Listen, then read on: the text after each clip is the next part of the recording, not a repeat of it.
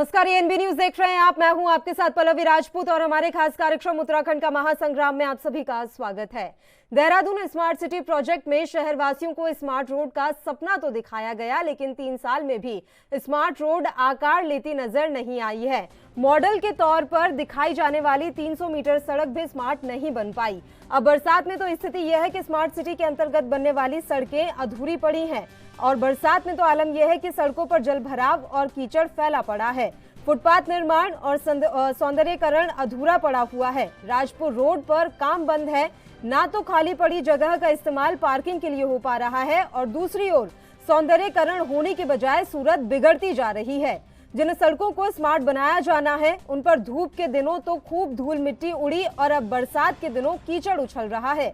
Smart city के कार्यों में हो रही हीला हवाली पर भले ही स्मार्ट सिटी के सीईओ और देहरादून जिलाधिकारी आर राजेश कुमार ने जेई जयकृत सिंह भंडारी को निलंबित कर दिया हो, लेकिन सवाल यही है कि आखिर स्थिति सुधरेगी कैसे। एक बार फिर मौसम विभाग ने बुधवार को उत्तराखंड के 5 जिलों में भारी बारिश की चेतावनी दी है। इसे लेकर ऑरेंज अलर्ट जारी किया गया है। सवाल यह है कि इसके बाद स्थिति क्या होगी।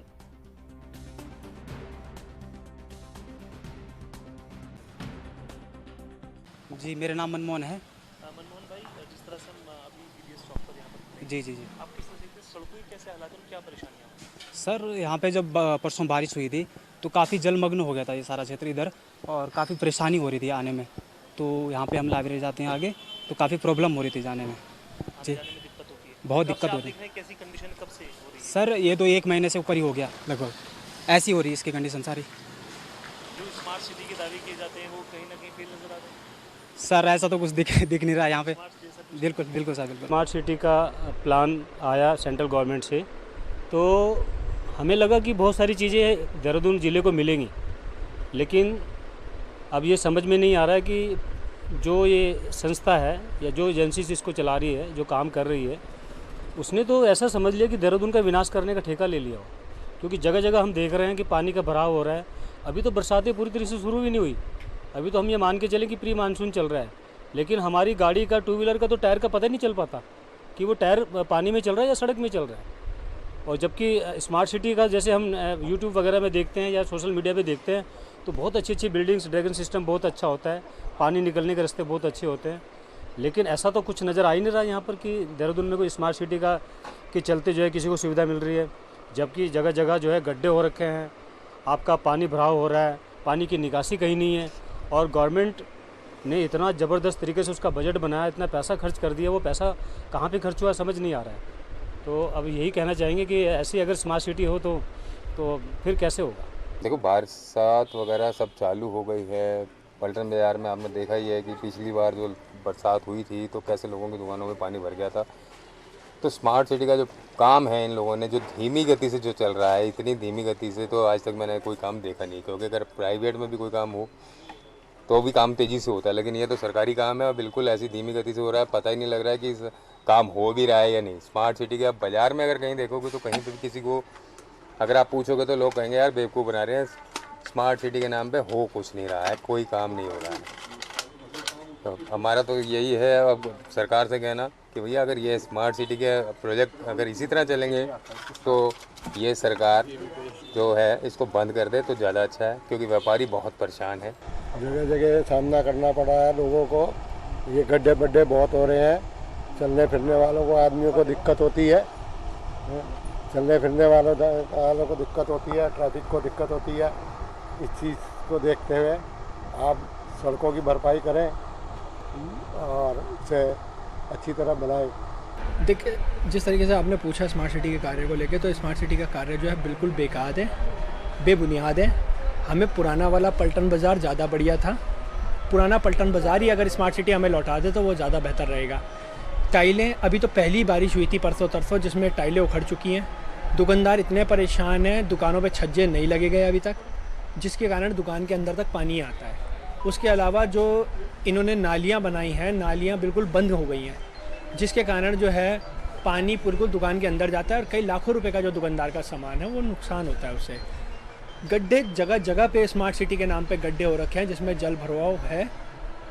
कोई ना कोई दुर्घटना हर दूसरे तीसरे दिन सुनने को और देखने को मिल जाती है। इस तरीके की स्मार्ट सिटी हमें नहीं चाहिए।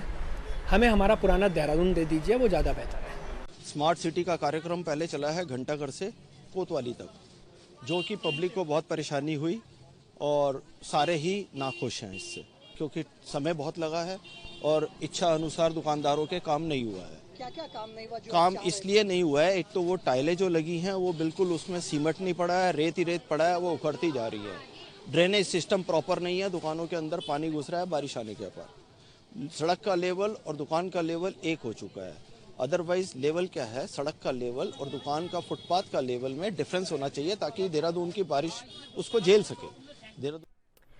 और चलिए अब आपको एक रिपोर्ट दिखाते हैं ग्राउंड जीरो से।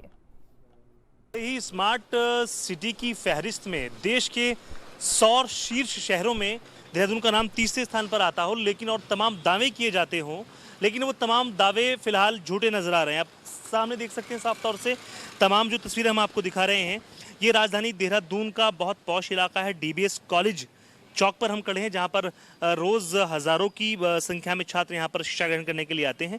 लेकिन आप सामने स्क्रीन पर देख सकते हैं, सामने जो सड़कें हैं, मुख्य सड़कें हैं, मुख्य मार्ग है, यहां पर आवाजाही में लोगों को दिक्कत हो रही है। काफ़ी खड्डे यहां पर आपको आप आसानी से देख सकते हैं। एक लंबे वक्त से जो है स्मार्ट सिटी से जुड़े जो प्रोजेक्ट का काम है वो यहाँ पर चल रहा है, लेकिन आम तौर से देखा जाता है क्योंकि हमारा भी हर रोज़ लगभग यहाँ से गुजरना होता है, यहाँ पर बहुत वक्त से जल भराव की भी कंडीशन थी, लेकिन अभी चूंकि थोड़ी धूप है तो जल भराव की जो स्थिति है वो थोड़ी कम है। लेकिन आप सड़कों को गौर से देख सकते हैं, यहाँ के जो सड़कों के हालात हैं वो बेहद खस्ता हैं। एक लंबे वक्त से यहाँ पर काम बेशक चल रहा है, लेकिन काम अभी सुचारू रूप से पूरा नहीं हो पाया है। इस स्मार्ट सिटी से जुड़े तमाम जो आला अधिकारी हैं, प्रोजेक्ट से जुड़े जो आला अधिकारी हैं, वो लगातार दावे जरूर कर रहे हैं, लेकिन दावे खोखले नजर आ रहे हैं। आप दाएं तरफ देख सकते हैं, एक बड़ा सा जो है खड्डा आपको दिखाई दे रहा है, वहाँ पर जल भराव होता है और डीबीएस कॉलेज की जो ये बाउंड्री वॉल आप देख रहे हैं उसको काफ़ी नुकसान भी इससे पहुँच सकता है। तो लगातार जो दावे किए जाते हैं स्मार्ट सिटी प्रोजेक्ट से जुड़े अधिकारियों के, वो कहीं ना कहीं खोखले नज़र आ रहे हैं। और जिस तरह से चारधाम यात्रा भी प्रदेश में पीक पर है और जो लोग हैं वो उत्तराखंड में आ रहे हैं, देश के अलग अलग राज्यों से लाखों की संख्या में लोग उत्तराखंड में आ रहे हैं। तो ऐसे में जो दावा किया गया था पीडब्ल्यूडी विभाग की तरफ से कि तमाम जो सड़कों में खड्डे हैं उनके भराव का काम किया जा चुका है, लेकिन फिलहाल जो रियलिटी चेक हम कर रहे हैं यहाँ पर, रियलिटी चेक में बिल्कुल सिफर फिलहाल नज़र आ रहा है पीडब्ल्यूडी विभाग, क्योंकि यहाँ पर जो सड़क हैं उनके हालात बहुत खस्ता हैं। जो यहाँ से लोग गुजर रहे हैं उनको काफ़ी मशक्क़त के बाद जो है अपनी गाड़ियां लेके जानी पड़ रही हैं। तो ऐसे में कहा जा सकता है कि भले ही प्रदेश का जो लोक निर्माण विभाग है वो भले ही तमाम दावे करता हो स्मार्ट सिटी देहरादून को लेकर के, लेकिन यहाँ पर स्मार्ट सिटी की जो पोल है वो खुल रही है, क्योंकि यहाँ पर जो सड़कों के हालात हैं वो आप देख सकते हैं। सड़क में काफ़ी खड्डे हैं, ये बता पाना मुश्किल है कि सड़क में खड्डा है, खड्डे में सड़क है, आप इसका अंदाज़ा खुद लगा सकते हैं। काफ़ी बड़े बड़े यहाँ पर कंक्रीट आपको दिख जाएंगे। तो ये कहना गलत नहीं होगा कि जिस तरह से लगातार दावे किए जा रहे हैं कि स्मार्ट सिटी की फहरिस्त में देहरादून तीसरे नंबर पर आ गया है, लेकिन अगर ग्राउंड जीरो से रियलिटी चेक कुछ और ही कहता है, कुछ और ही बयां कर रहा है, क्योंकि एक लंबे वक्त से यहाँ पर काम चल रहा था, लेकिन वो काम जो है सुचारू रूप से पूरा नहीं हो पाया है और जो सड़कें हैं उनमें अभी काफ़ी कमियां हैं, काफ़ी ख़राबी है और बारिश होने पर यहाँ पर जल भराव की स्थिति भी आ जाती है। अपने सहयोगी सतीश कोठारी के साथ मैं अस्करी जाफरी, एएनबी न्यूज़ देहरादून। और चलिए अब इस मसले पर हम चर्चा की शुरुआत कर लेते हैं। फिलहाल एक मेहमान हमारे साथ जुड़े हुए हैं, सूर्यकांत धस्माना जी, प्रदेश उपाध्यक्ष हैं कांग्रेस पार्टी से, और इनके अलावा अस्करी जाफरी ग्राउंड जीरो से इस समय हमारे साथ जुड़े हुए हैं। पहले उन्हीं का रुख करते हैं। अस्करी, एक बार फिर से हम तस्वीरें चाहेंगे, आप दिखाइए कि किस तरह के हालात स्मार्ट सिटी देहरादून के नाम पर सड़कों के कर दिए गए हैं, और देहरादून पहले ज्यादा अच्छा था। स्मार्ट सिटी प्रोजेक्ट जब से छेड़ा गया है तब से देहरादून की तस्वीर ही बदल गई है। अस्करी, देखिए पल्लवी, बिल्कुल से बड़े बड़े दावे किए जा रहे हैं और ये दावा किया जा रहा है कि देश भर के जो 100 शहर हैं जो शीर्ष सूची में है उनमें तीसरा नंबर देहरादून का आता है, लेकिन ये दावों से बिल्कुल परे नजर आ रहा है। क्यों? जिस तरह से हमने तमाम तस्वीरें दिखाई और अभी हम इस वक्त मौजूद हैं खुद प्रेस ग्राउंड के बाहर। ये हमारी तरफ जो बाईं तरफ आप देख रहे हैं, बाईं तरफ का जो मेरे पास में जो बाईं तरफ की जो तस्वीरें हैं, यहाँ पर खुद जिलाधिकारी जो है डॉक्टर आर राजेश कुमार, उन्होंने यहाँ पर खुद एक जेई है जय किरत, उनको जो है यहाँ पर सस्पेंड कर दिया था काम में ढिलाई के चलते।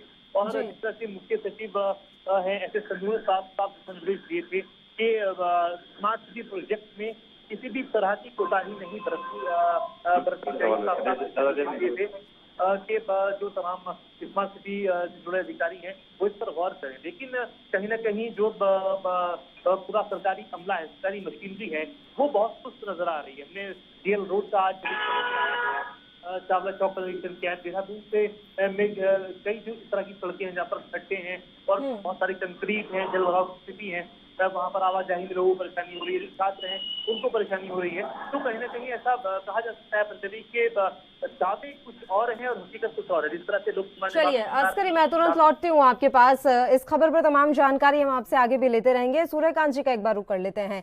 सूर्यकांत जी, स्मार्ट सिटी देहरादून के नाम पर इस समय देहरादून की जो स्थिति है वो पूरी तरीके से दयनीय हो गई है। हम ये जानना चाहते हैं कि विपक्ष में होने के नाते अब इस मसले को आप किस तरीके से उठाएंगे कि जल्द से जल्द या तो देहरादून को अपनी पुरानी वाली स्थिति में ला दिया जाए या स्मार्ट सिटी का जो सपना दिखाया गया था वो सपना पूरा कर दिया जाए। देखिए, दो बातें। पहली बात तो ये है कि जो ये स्मार्ट सिटी का जुमला है वो जुमला पिछले 4 साल से अधिक समय देहरादून शहर का जो एक प्राकृतिक सौंदर्य था, जो नैसर्गिक सौंदर्यता थी, उसका बेड़ा गर्क करने का काम इस सरकार ने किया। बेड़ा गर्क किसको बोलते हैं? मतलब एक तो राजधानी बनने के बाद पूरा शहर जिस दबाव में था, पूरे शहर, ये शहर तो अगर आप इसकी शहर की थोड़ा सा रिसर्च करके इसके ऊपर स्टोरी करेंगे तो ये शहर 2-2.5 लाख की आबादी के शहर था और 2-2.5-3 लाख की आबादी के लिए जो शहर था उसके ऊपर पहले ही 10-12 लाख लोगों के दबाव से शहर की सड़कें सिकुड़ गई, शहर में पीने के पानी की उपलब्धता खत्म हो गई, शहर के अंदर जो ड्रेनेज सिस्टम था, जब से आपने ईस्ट कैनाल और वेस्ट कैनाल को अंडरग्राउंड किया, पूरा का पूरा जो शहर का पानी है बरसातों में सड़कों पे आ जाता है। रिस्पना में और बिंदाल में, जो हमारे पूर्व में और पश्चिम में 2 बड़ी नदियां थी, जिनमें पूरे शहर का जो पानी था अपना नेचुरल, जो हमारा यहाँ का पूरा एक प्रकृति ने एक ऐसा हमारा पूरे शहर का नक्शा बनाया हुआ था कि सारा पानी नदियों में चला जाता था, वो सारी नदियों में कब्जा हो गया।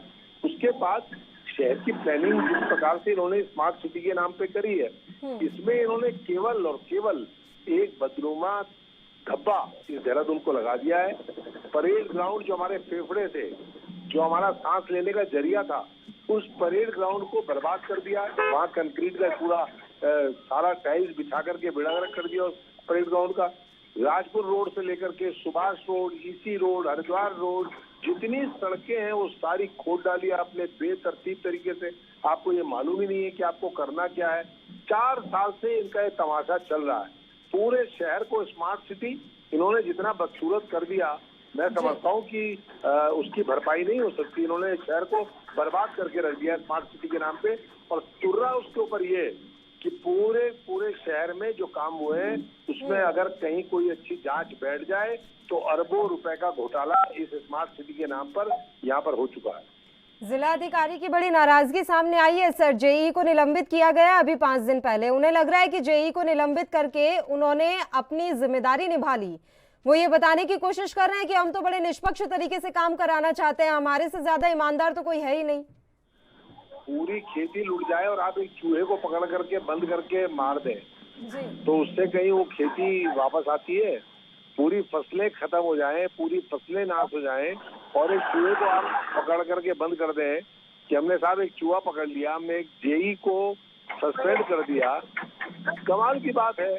इसमें तो मैं आपको कह रहा हूँ कि जांच होनी चाहिए। जब से स्मार्ट सिटी का सीईओ बना है जो भी, और स्मार्ट सिटी का जो भी इसमें करते धरता है, जो लोग इसके बोर्ड में हैं, जो लोग इसके पूरे इसमें इन्वॉल्व हैं, उनकी सबकी जांच होनी चाहिए। और जब जांच होगी तो आपको पता लगेगा करोड़ों का नहीं अरबों रुपए का घोटाला इस स्मार्ट सिटी के नाम पर देहरादून में हो चुका है। ठीक है, और इसी मसले पर चर्चा करने के लिए फिलहाल बीजेपी के नेता गीताराम जी भी हमारे साथ जुड़ गए हैं, उनका भी रुख कर लेते हैं। गीताराम जी, मेरी आवाज मिल रही है आपको?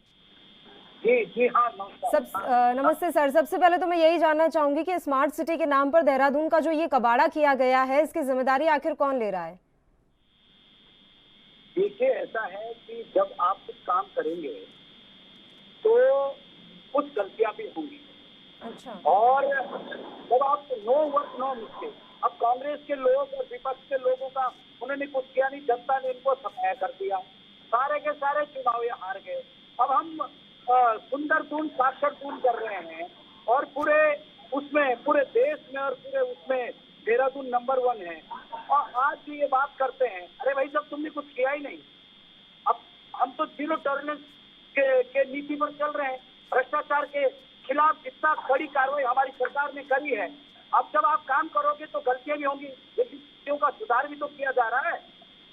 आप जांच की बात कर रहे हैं, जांच करने के लिए किसने मना किया? आप लिख के दीजिए, जांच करेंगे। हमारी गवर्नमेंट तो जीरो टॉलरेंस है।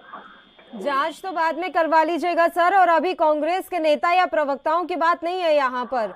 स्थानीय लोग भी लगातार ये मांग कर रहे हैं कि इससे पहले तो आप हमें पुराना वाला देहरादून ही लौटा दो, हमें नहीं चाहिए देहरादून। ये आप जो स्मार्ट सिटी लेकर आए हैं उस प्रोजेक्ट के कारण, आप खुद तस्वीरें देखिए, मुझे रिपोर्ट्स का पता नहीं, लेकिन जो तस्वीरें इस समय हम दिखा रहे हैं, ग्राउंड जीरो पर हमारे संवाददाता भी गए हुए हैं, ये तस्वीरें बताने के लिए काफी हैं कि किस तरीके से जल भराव वहां हो रहा है। समझ नहीं आ रहा है कि सड़कें गड्ढे में बनी हुई है कि गड्ढों में सड़कें बनी हुई है। तो ये जो तमाम हालात वहां पैदा हो गए हैं, ये आप कब तक सुधार पाएंगे? और आप मुझे सबसे पहले तो ये बताएं कि स्मार्ट सिटी प्रोजेक्ट कब तक पूरा होना था? डेडलाइन तो आपको भी पता थी ना, उस डेडलाइन से भी ऊपर जा चुके हैं आप। देखिए, ऐसा है, आप जो कह रहे हैं उन सब चीजों पर जो है माननीय मेयर साहब हमारे जो सूझ बूझ के साथ चलने वाले हैं, माननीय मेयर साहब वो अपनी पर्सनल निगरानी में इस कार्य को देख रहे हैं और पूरी सरकार का इस पर फोकस है। और मैंने कहा है कि जब आप कोई काम शुरू करेंगे तो वहाँ कब्जा भी होगा, वहाँ पर जो है उसका निर्माण कार्य भी होगा। अब ये सारी जो विकास है ये तो सतत चलने वाली प्रक्रिया है। अब आप सतत चलने वाली प्रक्रिया से आपका क्या मतलब है कि विकास के नाम पर 4-4 साल इसी तरीके से सड़कें कबाड़ा होती रहे और आप उसे कह दें कि विकास का काम है, धीरे धीरे होगा? और मैं आपको पूछ रही हूँ सर, ये स्मार्ट सिटी प्रोजेक्ट पूरा होने की डेडलाइन क्या थी? आप मुझे पहले इसका जवाब दें, उसके बाद हम आगे की चर्चा करेंगे। नहीं, देखिए, ऐसा है कि आप सब जानते हैं कि हमारा विषम भौगोलिक परिस्थिति वाला प्रदेश है और यहाँ पर राजधानी देहरादून है हमारी, ये इतनी सुंदर है। अब ये जो विपक्ष के लोग हैं, इनका तो काम है ये बोलना कि भाई ये है वो है। अब आप देखिए कि चुनाव में उत्तराखंड की संपूर्ण जनता ने जो है भारतीय जनता पार्टी को चुना है। क्यों चुना है? क्योंकि भारतीय जनता पार्टी विकास करती है। अब हम लोग विकास कर रहे हैं, वो भी इनसे पश्चिमी डेडलाइन की बात कहा। स्मार्ट सिटी के नाम पर लड़ा था क्या आपने चुनाव? स्मार्ट सिटी के नाम पर लड़ा था क्या आपने चुनाव? विधानसभा का चुनाव हुआ था, स्मार्ट सिटी प्रोजेक्ट के नाम पर लड़ा था क्या? जितने भी कार्य पिछले 4 सालों से हमारी गवर्नमेंट ने किए हैं, उन सभी कामों के आधार पर उत्तराखंड की देशतुल्य जनता ने भारतीय जनता पार्टी को अपनी मोहर लगाई है।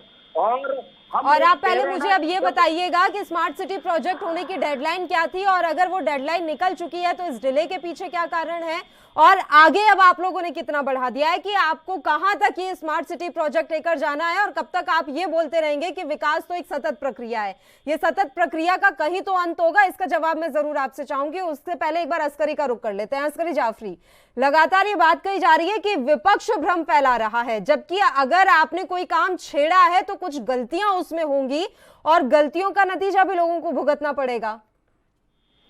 देखिए पल्लवी, बिल्कुल, क्योंकि हम निष्पक्ष पत्रकारिता के पक्षधर हैं, इसलिए हम पक्ष या सत्ता पक्ष की बात पर नहीं जाएंगे, विपक्ष की बात पर नहीं जाएंगे। जिस तरह से हमने ग्राउंड जीरो से खुद जाकर के रियलिटी चेक किया है, रियल रोड तो आप खुद अभी जाकर के देख लीजिए, चाहे सत्ता पक्ष के हों चाहे विपक्ष के हों। आप जो चावला चौक है वहां पर जाकर देख लीजिए, प्रिंस चौक के क्या हालात है वहां पर आप जाकर देख लीजिए, दर्शन लाल चौक के क्या हालात है वहां पर आप जाकर देख लीजिए, प्रिंस चौक के क्या हालात है वहां पर आप जाकर देख लीजिए, बुद्धा चौक पर जो नालियां टूटी हुई है वहां पर आप जाकर देख लीजिए। तो ये तो ग्राउंड जीरो की रिपोर्ट हम आपको दिखा रहे हैं, इसमें ये नहीं है कि पक्ष या विपक्ष की कोई बात है। हमारा काम जो ग्राउंड जीरो से जो रियलिटी वाली खबर होती है उसको हम दिखाते हैं। और अभी राजधानी देहरादून के क्या हालात हैं, स्मार्ट सिटी का प्रोजेक्ट कहां पर चल रहा है और अधूरे काम कितने अभी लटके हुए हैं अधर में स्मार्ट सिटी के काम, उनको हम ग्राउंड जीरो से दिखा रहे हैं। तो कहीं ना कहीं बहुत लापरवाही इसको कहेंगे जो प्रशासनिक अधिकारी हैं उनके खास तौर से, क्योंकि जिस तरह से स्मार्ट सिटी प्रोजेक्ट को लगभग 4 साल होने को चले हैं और अभी तक पूरा नहीं हो पाया है, डेडलाइन भी लगभग गुजर गई है, तो कहीं ना कहीं ऐसा माना जा रहा है कि या तो इसमें जो है जिनके हाथ में पूरा प्रोजेक्ट ये है चल रहा है,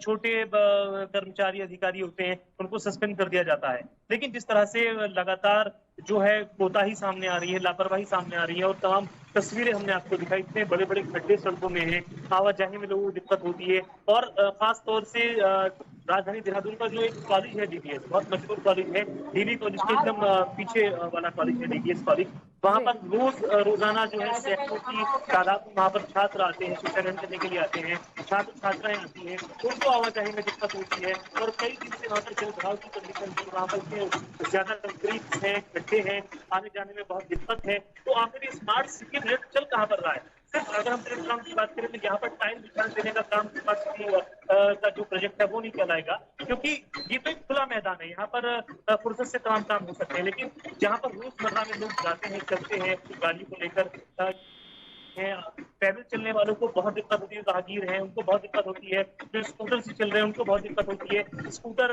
बहुत जल्दी फिसल भी जाता है, आप समझ सकते हैं। तो दो पहिया वाहन वाले जो हैं उनको बहुत दिक्कत होती है। तो कहीं ना कहीं ये जो लतीफे नजर आ रहे हैं, जिस तरह से लगातार बयानबाजी नजर आती है कि स्मार्ट सिटी प्रोजेक्ट जो है पूरा कर लिया गया है, इसका काम अच्छा चल रहा है, स्मार्ट सिटी की फहरिस्त में देहरादून 30 नंबर पर आ गया है, तो ये बातें सुनने में बहुत अच्छी लगती है, लेकिन आप ग्राउंड जीरो में पहुंचेंगे तो वहाँ की रियलिटी को बारे में लगभग हमने हर गली का भ्रमण किया है, हर गली को देखा है, बहुत करीब से देखा है, कहाँ पर क्या गलत काम हो रहा है, कहाँ पर लोग परेशान हैं, लोगों से भी हमने बात की है डायरेक्टली, ऐसा नहीं कि सुनकर हम ये रिपोर्ट बता रहे हैं। अभी कुछ ही घंटे पहले हमने तमाम लोगों से बात की है, उनके परेशानी को समझा है, उनका साफ तौर से कहना है कि स्मार्ट सिटी प्रोजेक्ट सिर्फ कहने के लिए स्मार्ट है, लेकिन स्मार्टनेस वाला काम यहाँ पर बिल्कुल नहीं हो रहा है। सड़कें बेहद खराब, जाने में बहुत दिक्कत है।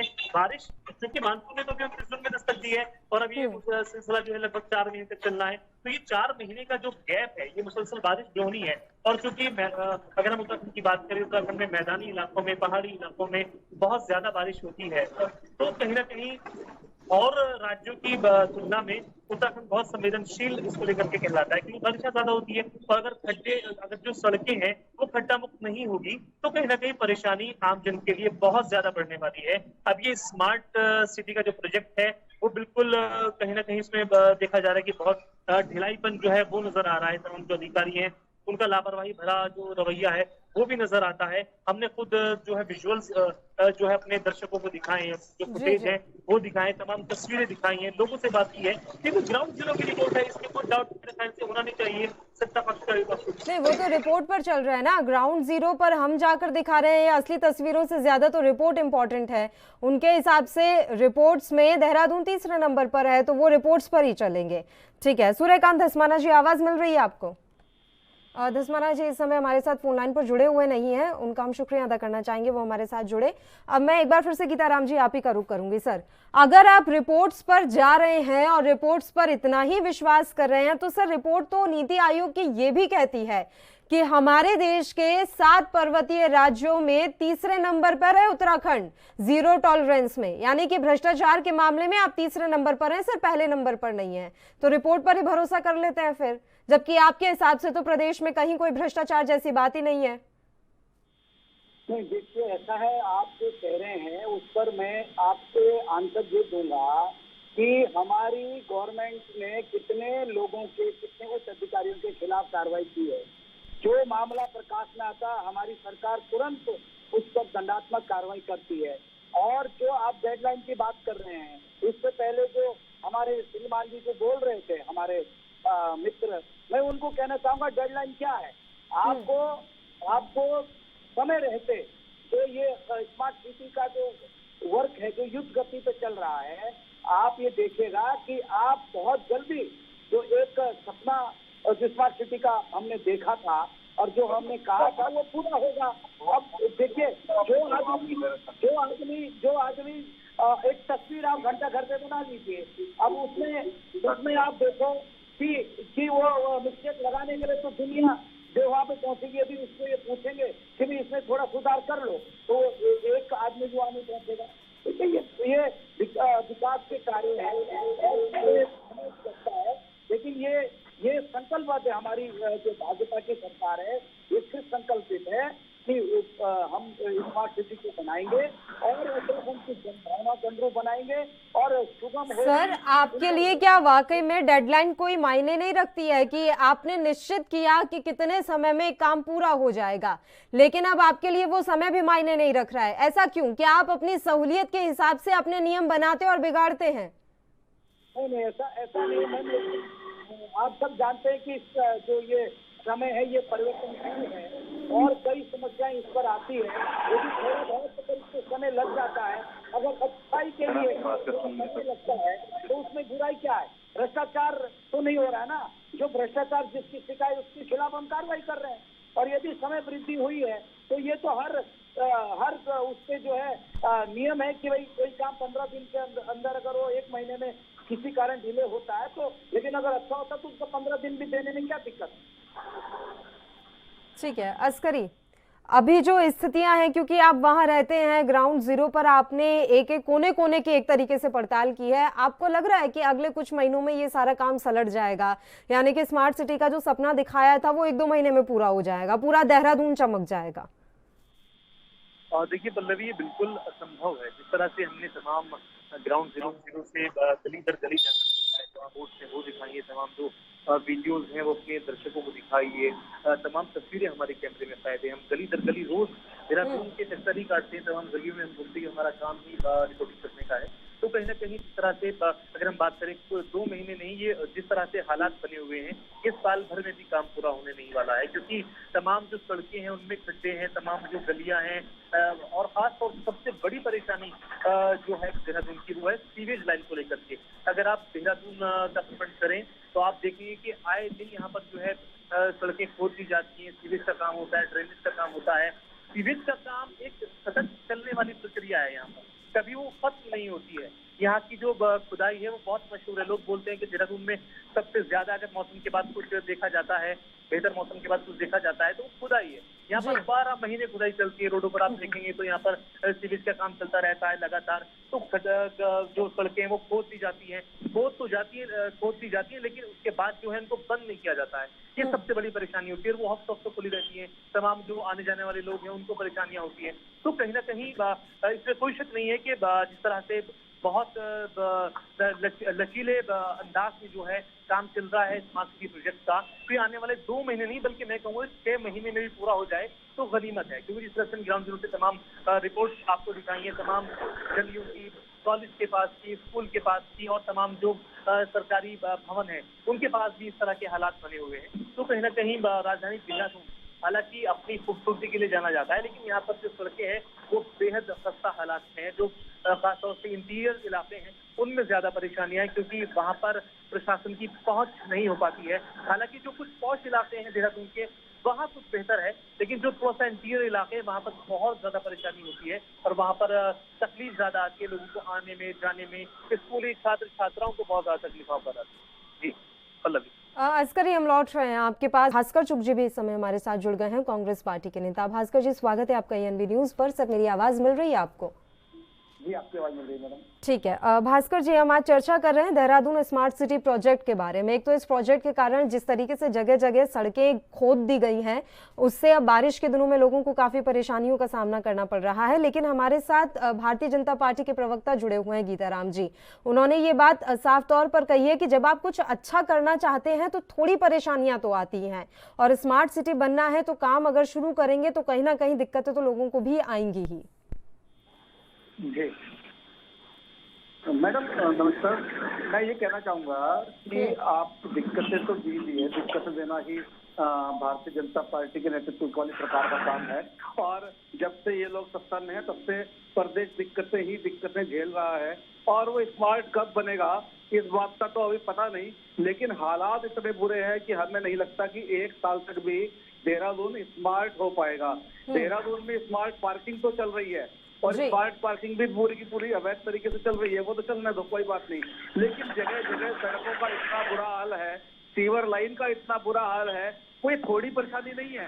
इन्हीं सड़कों पर जो ऐसा तबका समाज का चला करता है जिसके पास चलने के लिए चप्पल भी ढंग के नहीं होती, उसके बारे में ये लोग नहीं सोचते। कोई टाइम लिमिट तो होती है। 2019 से ये काम चल रहा है, 2019 बीत गया, 20 बीत गया, 21 बीत गया, 2022, तो थोड़ी परेशानी है या 3 साल इतने बार 14 साल चल रहा है, ये कितनी बड़ी परेशानी है, सोचना ये पड़ेगा। एक टाइम लिमिट किसी चीज की हुआ करती है, टाइम वृद्धि कितनी बार हुई है, इस बात को देखना पड़ेगा। कितना ठेकेदार को इससे पहले ये आरोप लगाया था गीताराम जी ने आप लोगों पर कि कांग्रेस तो सवाल उठाएगी, क्योंकि कांग्रेस ने तो कभी कोई विकास के कार्य किए ही नहीं, तो जिसने कोई काम किया ही नहीं उसे कैसे पता चलेगा कि उसकी प्रक्रिया क्या होती है या किस तरह की समस्याओं का सामना करना पड़ता है।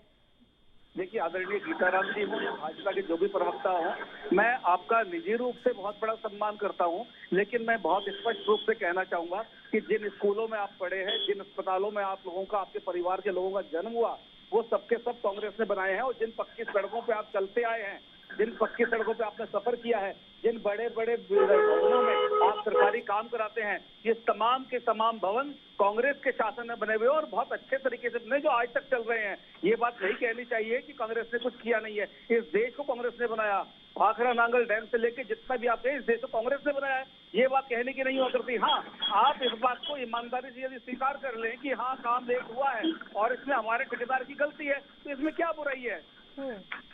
और इस बात को तो अभी साबित हुआ है। अभी 2 अधिकारी मैंने सुना निलंबित भी किए सीईओ इस काम के। जी, निलंबन हुआ है, काम में हिला हवाली के आरोप में उनका निलंबन कर दिया गया है।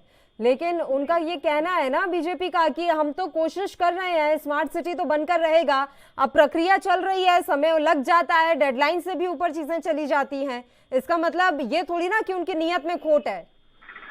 नहीं, नियत में खोट का तो हमने सवाल उठाया ही नहीं।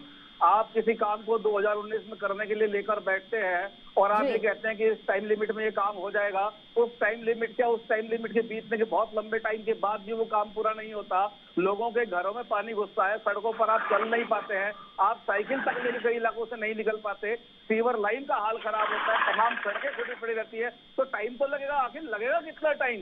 सवाल ये है, इतने लंबे लंबे वायदे जो हैं आपने कर दिए, आप स्मार्ट सिटी बना रहे हैं, बहुत अच्छी बात है, लेकिन उसमें टाइम लगने की कोई लिमिट तो होनी चाहिए। उस ठेकेदार पे कितना जुर्माना किया आपने? उस ठेकेदार को क्या आपने ब्लैक लिस्टेड किया या नहीं किया? आपने 2 अधिकारी सस्पेंड कर दिया, अपनी गलती आपकी है, सीधी सामने है। यदि इसमें गलती ना होती तो अधिकारी सस्पेंड ना होते। क्यों अधिकारी सस्पेंड हुए? क्योंकि गलती है और ये आपको करने पड़े, क्योंकि जन दबाव था, मीडिया का दबाव था, आपको करने पड़े। लेकिन सवाल फिर ये है कि ये 3 महीने जो बरसात के हैं, जुलाई, अगस्त और सितंबर के, जनता इनमें किस तरह से झेलेगी खुद को? इनमें जो एक्सीडेंट होंगे, इनमें जो लोगों को चोटें लगेंगी, उसका जिम्मेदार कौन होगा? क्या बड़ी परेशानी है?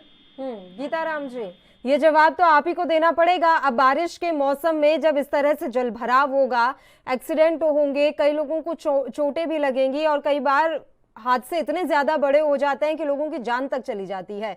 तो जब इस तरह की परिस्थितियां पैदा होंगी तो उसका जिम्मेदार कौन होगा? आप होंगे, आपका ये प्रोजेक्ट होगा, या फिर कांग्रेस पार्टी होगी?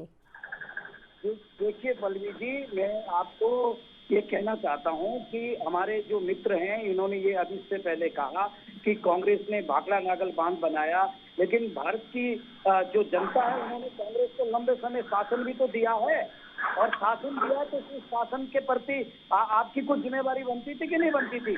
और आज भारतीय जनता पार्टी को एक तरफा जो है समर्थन दिया है, और हमारे उत्तराखंड के मुख्यमंत्री धाकड़ धामी जी ने अभी आपने 2 दिन पहले देखा होगा, पूरे अधिकारियों को अलर्ट मोड में रख दिया है, आपदा प्रबंधन की बैठक करी है, एसडीआरएफ की पूरी टीम अलर्ट मोड पर है, और अपरिहार्य कारण से ही अधिकारियों को कह दिया गया है, सीधे निर्देश दे दिए गए हैं हमारे यशस्वी मुख्यमंत्री माननीय पुष्कर सिंह धामी जी ने कि आपको अलर्ट मोड में रहना है। उत्तराखंड की जनता, आप देखिए 4 धाम यात्रा कितनी अच्छी चल रही है और पूरे देश और दुनिया के लोग यहाँ पर आ रहे हैं, और राजधानी पर जन दबाव इसलिए भी है क्योंकि ये हमारा कैपिटल है, यहाँ पर जो है पूरे देश और दुनिया के लोग हैं, और आप देख रहे होंगे कि हमारी सरकार कितने इस तरीके से अपने काम को प्रशासनिक सुविधाएं दे रही है। और रही बात इसकी कि ये जो कुछ हादसे होंगे, इसके लिए प्रशासन की टीम,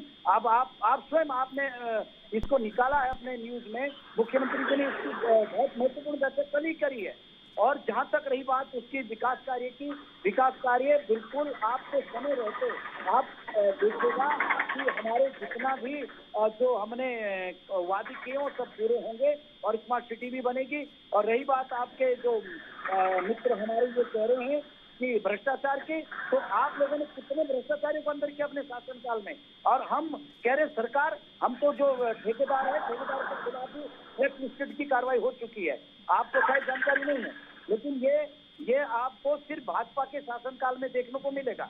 और मैं तो धन्यवाद देना चाहूंगा आपने आपके चैनल को कि आपने कम से कम इस बिंदु को उठा करके हमें एक बार और चेताने का प्रयास किया है, और इसको पूरे प्रदेश के जनप्रतिनिधि भी देख रहे हैं। और आपके चैनल के माध्यम से मैं ये स्मार्ट सिटी का मुद्दा तो काफी बार उठाया गया है सर, और हर कोई यही उम्मीद कर रहा है कि जल्द से जल्द ये प्रोजेक्ट खत्म किया जाए, क्योंकि देखिए अब बात किसी राजनीतिक दल की या सियासत की नहीं है, लोगों की है। लोग परेशान हो रहे हैं और सीधी सी बात है, जल भराव होगा, आने वाले समय में बारिश का मौसम है, बहुत परिस्थितियां खराब हो जाएंगी। तारों को आपको अंडरग्राउंड करना था, उसके लिए आपने जगह जगह सड़कें खोद के पटक दी।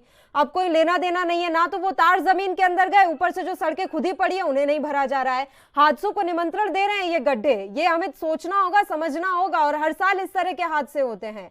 अस्करी, यही जानकारी हम आपसे चाहेंगे कि अभी तो शुरुआती दिन है बारिश के, अभी तक भी ऐसे छोटे मोटे हादसे तो देखने को मिल ही रहे हैं, भविष्य में तो ना जाने कितने बड़े हादसे हो सकते हैं। अस्करी, मैं लौटती हूँ आपके पास सर। मेरा ये सवाल हमारे संवाददाता से है जो इस समय ग्राउंड जीरो पर ही खड़े हुए हैं। बताइए अस्करी। देखिए पल्लवी, बिल्कुल इसमें कोई शक नहीं है, जिस तरह से अभी मानसून का शुरुआती दौर है और जिस तरह से कई घटनाएं सामने आती हैं, खास तौर से खड्डे को लेकर के। अभी गुजरे दिनों जो है राजकोट रोड पर खड्डे के कारण दो सगी बहनों का जो है एक्सीडेंट हो जाता है, तो वो उनकी मौत हो जाती है। तो कहीं ना कहीं ये बहुत ज्यादा दुख भरे ये विषय होते हैं, क्योंकि खड्डे जो हैं वो सुचारू रूप से चलनी चाहिए, ठीक चलनी चाहिए। और अगर सड़कों में कहीं ना कहीं अवरोध पैदा होता है तो कहीं ना कहीं जो यात्री हैं उनको परेशानी होती है, जो दुपहिया वाहन वाले होते हैं उनको परेशानी होती है, जो चार पहिया गाड़ी लेकर चलते हैं उनको परेशानी होती है। तो कहीं ना कहीं शुरुआती दौर है मानसून का, अभी से इस तरह की तमाम जो परेशानियां वो सामने आ रही है, और अभी पूरे करीब 4 महीने बचे हैं, तो बहुत ज्यादा परेशानियां आने की संभावनाएं हैं। लिहाजा प्रदेश सरकार तो लगातार इस पर संज्ञान ले रही है, लेकिन जो स्मार्ट सिटी प्रोजेक्ट से जुड़े तमाम जो अधिकारी हैं उनको भी इस पर बहुत सख्ती से एक्शन लेना होगा, ताकि जो सड़कें हैं वो खड्डा मुक्त हो सके, और जो आम लोग हैं, जो यात्री हैं, जो रोज ऑफिस जाते हैं, या जो छात्राएं हैं रोज स्कूल जाती हैं बसों से, अपनी स्कूटी से, अपने निजी वाहनों से, उनको सहूलियत मिल सके। तो खड्डा मुक्त सड़कें होंगी तो जाहिर है हमारी जो विकास की गति है उसमें भी तेजी आएगी। तो बहुत ज्यादा ध्यान देने की जरूरत है। जो अधिकारी हैं इस प्रोजेक्ट से जुड़े हुए हैं उनको बहुत ध्यान देने की जरूरत है, क्योंकि ये सबसे बड़ी जो है परेशानी है। आवाजाही में अगर परेशानी होती है तो जाहिर है समय लगता है एक स्थान से दूसरे स्थान तक जाने में, और दुर्घटनाओं का भी खतरा बना रहता है। बिल्कुल, और सबसे भी बड़ी बात यह है कि तारों को अंडरग्राउंड करने का काम भी बड़ी जोर शोर से शुरू किया गया, तो ये तो स्टार्टिंग फेज में शुरू कर दिया था। क्या प्रशासन की या स्मार्ट सिटी प्रोजेक्ट जो कंपनी चला रही है उसकी ये गलती रही कि एक साथ ही सारा काम छेड़ दिया, या तो बारी बारी से किया जाता प्लानिंग के साथ, लेकिन ऐसा देखने में आ रहा है कि सारे काम एक साथ छेड़ दिए गए। अब सारे के सारे काम छिड़े हुए हैं, पूरा कोई नहीं हो पाया। अस्करी। बिल्कुल पल्लवी, इसमें कोई शक नहीं है, क्योंकि ये काम जो है एक साथ चला गया है। क्योंकि अगर ये काम सूचीबद्ध तरीके से होता और अगर एक पूरी योजनाबद्ध तरीके से काम होता तो जाहिर है परेशानियां कम आ रही, क्योंकि एक तरफ सीवेज के लिए जो है वो सड़कें खोद दी जाती हैं, दूसरी तरफ लाइन बिछाने के लिए सड़कें खोद दी जाती हैं, तो जाहिर है जो सड़क है उसका पूरा नक्शा ही खराब हो जाता है। उसमें बड़े बड़े खड्डे खोद दिए जाते हैं, साइड पूरी उसकी खोद दी जाती है, तो आने जाने वाले जो लोग हैं वो 2 वे ना होकर के 1 वे हो जाता है, तो जाम की स्थिति भी बन जाती है। तमाम जो लोग हैं उनको परेशानी होती है, क्योंकि जाहिर है अगर लेफ्ट साइड या राइट साइड कोई भी खुदी होती है तो ट्रैफिक जो है वो स्मूथली नहीं चल पाता है, एकदम नहीं चल पाता है, वो रुक कर अटक कर या फिर जाम की स्थिति बन जाती है। तमाम जो लोग हैं उनको परेशानी होती है। तो वाकई ये आपने जो सवाल ये उठाया बहुत वाजिब आपका सवाल है। तमाम जो अधिकारी हैं जो इन प्रोजेक्ट से जुड़े होते हैं उनको ये चाहिए कि स्टेप बाय स्टेप काम को ले, पहले जो है सिविल का काम शुरू करें, उसके बाद जो है अगर तार बिछाने वाली बात है तो ये योजनाबद्ध तरीके से हो सकता है, स्टेप बाय स्टेप हम काम को अंजाम दे सकते हैं, लेकिन एक साथ यदि काम करने की जिस तरह से कोशिश की जाती है तो वहीं पर आकर मामला चौपट होता है। तमाम जो सड़कें हैं वो खराब हो जाती हैं। अगर एक सड़क सुधार में आती है तो दूसरी तरफ जो है वो दूसरी सड़क जो है वो खराब हो जाती है। तो इस तरफ ध्यान देने की बहुत जरूरत है। आज देहरादून का हर एक आदमी इस बात को जानता होगा कि 12 महीने अगर कोई काम यहाँ पर चलता है तो सड़कों की खुदाई का चलता है। लगातार 12 महीने आप आगे देखेंगे, आपको कई सड़कें ऐसी मिल जाएंगी जहाँ पर ड्रेनेज का काम चलता है, सीवेज का काम चलता है। एक काम पूरा होता है, दूसरा काम शुरू हो जाता है। तो कहीं ना कहीं ये बहुत ज्यादा परेशानी का विषय है और 12 महीने चलता रहता है। आखिर ऐसा क्यों नहीं होता है कि एक ही बार में इसका वन टाइम जो है वो सॉल्यूशन निकाल लिया जाए? लेकिन इस तरह का कोई भी रिजल्ट आज तक सामने नहीं आ पाया है, चाहे वो भाजपा की सरकार हो या कांग्रेस की सरकार हो। पिछले करीब 22 सालों में एक ऐसा खाका तैयार नहीं हुआ है कि एक बार में ही तमाम जो इस तरह के काम हैं, चाहे वो नालियों को साफ सफाई का काम हो या सीवेज का काम हो, एक बार में कर लिया जाए। एक बार में काम नहीं होता है, बार बार सड़कें खोदी जाती हैं, बार बार जो है बड़े बड़े बजट पास कराए जाते हैं, बड़े बड़े जो बजट हैं उनसे काम लिया जाता है और कुछ राशि लगाई जाती है और कुछ सड़क दी जाती है। उसको उसका भी अंदाजा आपको अच्छे से होगा।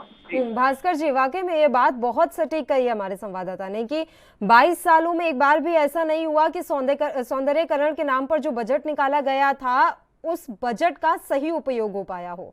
बार बार ये सड़कें खोदी जाती हैं, बार बार इन सड़कों के साथ इसी तरह का खिलवाड़ किया जाता है। गड्ढे खोद तो दिए जाते हैं लेकिन उन्हें भरने में बड़ा समय लग जाता है। ये आपकी सरकार में भी हुआ है सर। तो ये सौंदर्यीकरण के नाम पर क्या सिर्फ पैसों का बंदरबाट हो रहा है? भास्कर जी देखिए पल्लवी जी, बहुत स्पष्ट रूप से करना कहना चाहूंगा कि अभी हमारे भाई ने जो आपके ग्राउंड जीरो के रिपोर्टर हैं उन्होंने जो बात कही है उसमें उसकी 75% बात से मैं पूरी तरह सहमत हूं कि इस काम को योजनाबद्ध तरीके से किया जा सकता था। दून नगर निगम में अगर 100 वार्ड है तो 100 वार्ड में से चिन्हित करके 7 या 8 वार्ड में एक बार काम शुरू किया जाता, जब वो कंप्लीट हो जाता तब अगले वार्ड में काम लगा जाता। इससे देहरादून के लोगों को परेशानी ना होती और काम भी हमारा चलता और जनता भी आराम से चल सकती थी। लेकिन एक साथ पूरे देहरादून को खोद दिया जाना इस काम के पीछे होने के पीछे, इस काम के लगभग आज तक असफल होने के पीछे सबसे बड़ा कारण यह है कि इस काम को योजनाबद्ध तरीके से नहीं किया गया।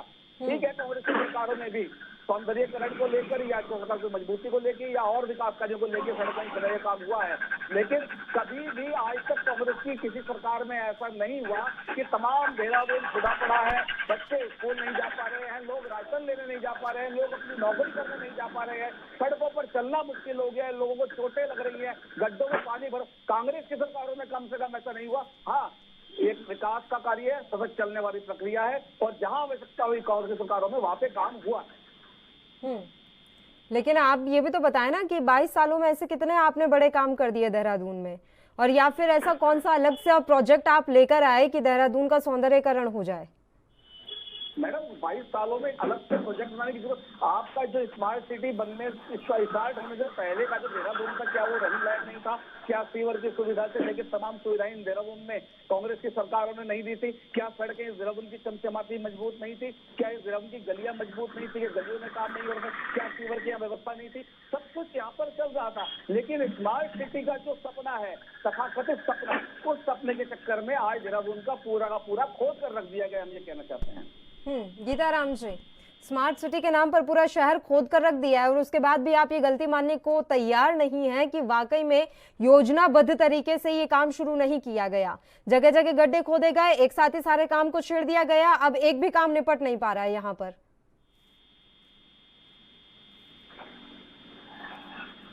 गीताराम जी, आवाज मिल रही है आपको? गीताराम जी की फोन लाइन इस समय डिस्कनेक्ट हो गई है। एक बार फिर से हम उनके साथ जुड़ने का प्रयास करेंगे। अस्करी जाफरी अब ये जानकारी चाहेंगे कि स्मार्ट सिटी प्रोजेक्ट में जो कंपनियां जुड़ी हुई हैं उनका क्या कुछ कहना है और कितने काम किए जाने थे और अब तक कितना % काम हो चुका है? देखिए दरअसल लगातार हमने जानकारियां जुटाने की कोशिश की है, उसमें लगातार ये जानकारी आ रही है कि लगभग जो है स्मार्ट सिटी का काम पूरा हो चुका है 85%। लेकिन जिस तरह से हम ग्राउंड जीरो से देख रहे हैं वो लग रहा है कि आधा काम जो भी स्मार्ट सिटी से जुड़ा हुआ नहीं हुआ है। मैं पहले आपसे 2 मिनट रोकना चाहूंगा। अभी जो हमारे पीछे आप ये देख रहे हैं जो दाएं तरफ काम चल रहा है, अभी कुछ ही रोज पहले यहाँ पर जो है खुद जो जिलाधिकारी हैं डॉक्टर आर राजेश कुमार, उन्होंने यहाँ पर एक बड़ी कार्रवाई की थी क्योंकि ये खड्डा खोदा गया था स्मार्ट सिटी प्रोजेक्ट के तहत, उसको पूरा नहीं किया गया था और अभी भी ये खबर हुए करीब 4 से 5 दिन हो गए हैं, अभी भी ये काम चल रहा है। इसका मतलब आप समझ सकते हैं कि कितनी ढिलाई जो है प्रशासन जो इस प्रोजेक्ट से जुड़े हुए अधिकारी हैं वो बरत रहे हैं। जेई को सस्पेंड कर दिया जाता है, जयकृत जेई है, उनका नाम जयकृत था, उनको सस्पेंड कर दिया जाता है। उसके बाद भी यहाँ पर जो है अभी भी काम चल रहा है, हालांकि ये काम अभी भी पूरा नहीं हुआ है।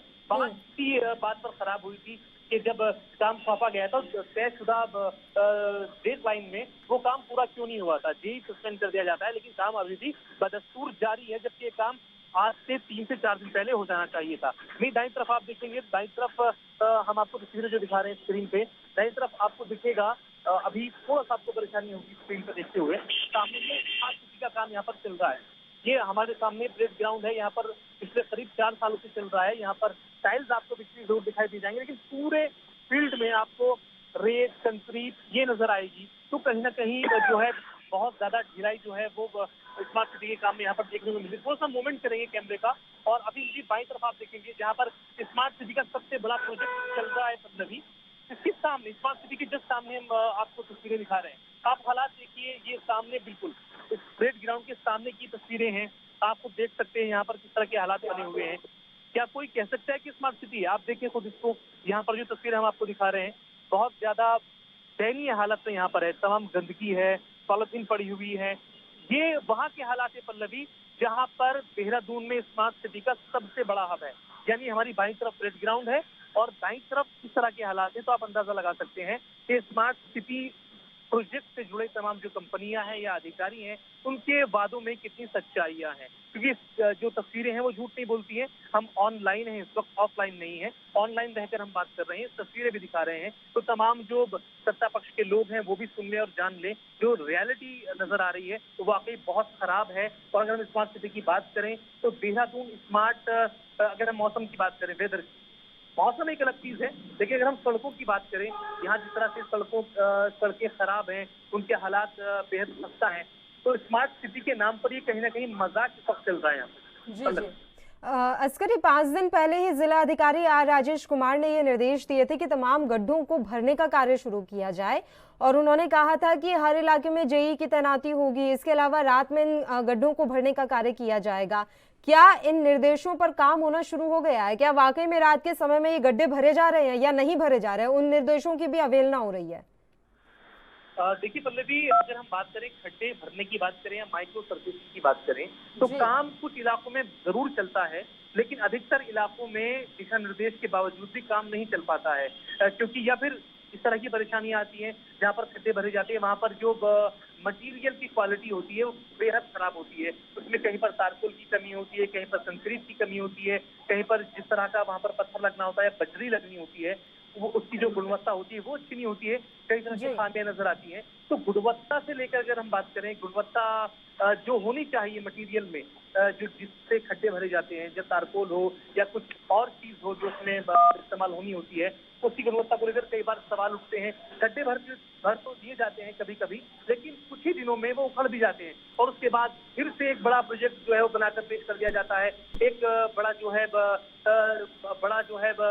एक प्रस्तावना दी जाती है, एक प्रस्ताव दिया जाता है शासन को कि हमें इतना बजट और पास करा दीजिए। तो बार बार एक ही सड़क के नाम पर, एक ही योजना के नाम पर और एक ही काम के नाम पर कई बार पैसा अलॉट करा लिया जाता है और काम बदस्तूर नहीं होता है जिस तरह से होना चाहिए। गुणवत्ता के लिहाज से हो या पुख्तगी के लिहाज से हो, काम बिल्कुल सही नहीं हो पाता है। इसमें आप चाहे प्रशासन को जिम्मेदार माने या स्मार्ट सिटी प्रोजेक्ट से जुड़े जो तमाम अधिकारी हैं उनको जिम्मेदार माने। हालांकि दोष जो है ज्यादातर जो स्मार्ट सिटी प्रोजेक्ट के जो अधिकारी हैं उन्हीं का है। हालांकि खुद CEO doctor R Rajesh Kumar हैं, वो लगातार इस पर पैनी नजर बनाए हुए हैं, लगातार इस पर बहुत सख्ती बनाए हुए हैं। कई जो अधिकारियों को सस्पेंड भी किया है, लेकिन सिर्फ सस्पेंशन से काम नहीं चलता है। खुद जो है ग्राउंड जीरो पर रहकर काम करवाना पड़ता है, काम देखना पड़ता है और काम की जो गति है वो कितनी है उसका पूरा आकलन करना पड़ता है। चलिए भास्कर जी, आपको भी लगता है कि स्मार्ट सिटी प्रोजेक्ट के नाम पर वाकई में पैसों का बंदरबाट हुआ है, यानी कि एक बड़ा घोटाला इस पूरे प्रोजेक्ट में हो सकता है? देखिए मैडम, पल्लवी जी, इस समय तीन शब्द एक जैसे आए हैं और वर्तमान सरकार के शासन में ये शब्द आपस में पर्यायवाची हो चुके हैं। अभी बताया गया कि खराब गुणवत्ता, और आपने दूसरे शब्द का इस्तेमाल किया कि बंदरबाट पैसे की। इसको स्पष्ट रूप से यदि एक शब्द में कहा जाए तो भारी भ्रष्टाचार इसका असली नाम होना चाहिए। यदि तारकोल में कमी है, कंक्रीट में कमी है, मटेरियल में कमी है, किसी भी तरह कोई कमी है, तो वहां पर जेई मौजूद है, वहां पर एई मौजूद है, वहां पर बड़े बड़े अधिकारी जो इस चीज की जांच करने के लिए जिम्मेदार है वो लोग मौजूद हैं, तो आखिर कमी कैसे हो सकती है? कमी एक ही तरीके से हो सकती है जब उसमें भारी भ्रष्टाचार है, और भ्रष्टाचार का साफ साफ नमूना है जो ग्राउंड जीरो पर दिखाई पड़ रहा है कि जगह जगह गड्ढे भरे भी जा रहे हैं और 3, 4, 5 दिन के अंदर वो गड्ढे फिर से खुल जाते हैं, फिर से उखड़ जाते हैं, और जनता का तो काम ही इस भ्रष्टाचार को झेलना। जेई निलंबित भी तो किए गए ना भास्कर जी, वो तो कह देंगे कि भ्रष्टाचार के खिलाफ हमारी जीरो टॉलरेंस की नीति है और हमने तो जेई को निलंबित कर दिया है। ये प्रोजेक्ट 2019 से शुरू हुआ था, तब से लेकर आप अब तक देख लीजिए इस कंपनी से जुड़े कितने लोगों को बदला गया। इसके अलावा कई अधिकारी भी निलंबित किए गए हैं। तो सरकार तो अपना सेफ जोन लेकर चल रही है कि हम तो भ्रष्टाचार के खिलाफ हैं, हमारी तो जीरो टॉलरेंस की नीति है। आप सरकार पर सवाल ही नहीं उठा सकते। मैडम जीरो टॉलरेंस तो तब होती जिन अधिकारियों को निलंबित किया गया है उनके ऊपर बकायदा FIR होती, और जो धन उसमें बंदरबाट हुई है, जो भ्रष्टाचार उसमें हुआ है, उसकी वसूली उन अधिकारियों से होती। खाली निलंबन आप कर देते हैं, और निलंबन करने के बाद वो अधिकारी जो है 2-4 महीने में या 2-4 साल में 2-4 दिन में अपनी जुगाड़बाजी से फिर अपनी सीटों पर जाते हैं, यहाँ नहीं आते, कहीं और आ जाते हैं। तो निलंबन से क्या होता है? निलंबन कोई समस्या का समाधान नहीं है। समाधान एक ही है कि सख्त कदम, यदि सरकार ईमानदार है, यदि सरकार वाकई में जीरो टॉलरेंस की है, तो सख्त कदम उठाए और इन अधिकारियों को निलंबन की जगह इनके खिलाफ FIR करे, इनको बर्खास्त करे और इनसे सरकारी धन की वसूली की जाए जो सरकार ने जनता का पैसा जनता से वसूल के टैक्स के रूप में इस स्मार्ट सिटी प्रोजेक्ट के लिए। विपक्ष में होने के नाते एक बार फिर से आप ये मसला उठाएंगे? हालांकि आप पहले भी कई दफा स्मार्ट सिटी के नाम पर हो रहे घपलेबाजी, इसके अलावा जो भी अव्यवस्थाएं इस समय फैल रही हैं, ये मसले उठाए हैं, लेकिन एक बार फिर से अब विपक्ष को इस मसले को पुरजोर तरीके से उठाने की जरूरत है। सर, आप ये देखिए कि आने वाला जो समय है वो मानसून का है और कई तरह के हादसे यहाँ पर हो सकते हैं, लोगों को परेशानियां हो रही हैं, वो अलग। पल्लवी जी, इस मुद्दे को हमने पुरजोर तरीके से पहले भी उठाया और आगे हम और जोरदार तरीके से इस मुद्दे को उठाने जा रहे हैं। इसमें निश्चिंत रहिए, कांग्रेस विपक्ष के रूप में अपना काम पूरी जिम्मेदारी से करेगी और पूरी जिम्मेदारी से हम उन अधिकारियों को बर्खास्त करने की मांग भी करेंगे जिन्होंने इसके अंदर भारी भ्रष्टाचार किया है, और चाहे इसमें शासन के लोग हो या प्रशासन के लोग हो, उनके खिलाफ कार्रवाई की मांग हम किसी भी हद तक जाकर करेंगे। चलिए अस्करी, अभी थोड़े दिन पहले ही विधानसभा का सत्र खत्म हुआ है, लेकिन मुझे नहीं लगता कि इस सत्र में भी स्मार्ट सिटी प्रोजेक्ट को लेकर कोई बात हुई होगी या फिर विपक्ष ने इसको लेकर कोई सवाल खड़े किए होंगे। प्रश्नकाल के दौरान रखा जा सकता था सवाल कि आप ये स्मार्ट सिटी प्रोजेक्ट कब तक पूरा करेंगे। इस सत्र के अंदर होता क्या है? मैं लौट रही हूँ आपके पास भास्कर जी, मेरा ये सवाल हमारे संवाददाता अस्करी से है। अस्करी, आवाज में देखिए, बिल्कुल जिस तरह से अभी विधानसभा सत्र का आयोजन हुआ था तो उसमें कई तरह के मुद्दे आए, लेकिन स्मार्ट सिटी की हम बात करें इसमें कहीं ना कहीं सबसे बड़ी कमी मुझे विपक्ष नजर आई, क्योंकि ये मुद्दा जो है सबसे बड़ा बनना चाहिए था, लेकिन इस मुद्दे पर बहुत ज्यादा बहस विधानसभा में नहीं हुई है। कुछ नेता विपक्ष ने इस्तीफा ला दिए, उन्होंने इस तरह का मुद्दा जो है विधानसभा में नहीं उठाया। बहुत बड़ा मुद्दा बन सकता था और बहुत बड़ा मुद्दा है भी, लेकिन इसको कैश नहीं किया गया है विधानसभा में। विधानसभा में यदि मुद्दा होता तो हो सकता था आज जो है राजधानी देहरादून के हालात सुचारू होते, जो तमाम सड़कें जिसके हालात हमने आपको दिखाए वो शायद खत्म हो गई होती, लेकिन इस मुद्दे को जो है कांग्रेस को विधानसभा में रखना था और बड़ी प्रखरता के साथ ये मुद्दा सरकार के सामने रखना था, लेकिन ऐसा नहीं हुआ और कहीं ना कहीं जो है सेफ जोन में इसको लेकर के सत्ता पक्ष को चला गया। यानी कि देहरादून की स्थिति को लेकर इस समय उदासीन रवैया सत्ता पक्ष का भी है तो विपक्ष का भी है और परेशान सिर्फ जनता हो रही है। बहरहाल आप दोनों ही मेहमानों का शुक्रिया चर्चा करने के लिए, आप हमारे साथ जुड़े और अस्करी आपने ग्राउंड जीरो से हम तक जो रिपोर्ट पहुंचाई उसके लिए आपका विशेष रूप से धन्यवाद। और इसी के साथ उत्तराखंड का महासंग्राम में इतना ही, मुझे दीजिए इजाजत। देश और प्रदेश की तमाम ताजा खबरों के लिए आप बने रहिए हमारे साथ। नमस्कार।